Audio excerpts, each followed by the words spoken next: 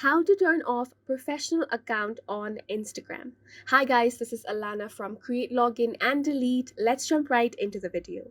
The first step is to open Instagram on your phone and now tap on the profile icon at the bottom of your screen, and here you can see my profile is professional account. So if you want to turn this off, if you want to get back your personal account, tap on the three lines at the top right corner of your screen, and from here tap on settings. Once you're in here, you want to tap on Account. Now scroll all the way down and you can find the option of Switch Account Type.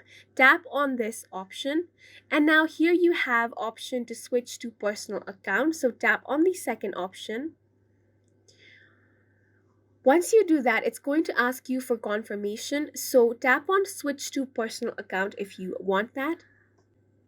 Once you do that, here you can see you have switched back to a personal account. So whatever features you had of the professional account, such as insights, it's gone now. So you are back to your personal account. And that is how you can turn off professional account on Instagram. We hope you guys found this video helpful. Please make sure to hit the like button and subscribe for more helpful tutorials.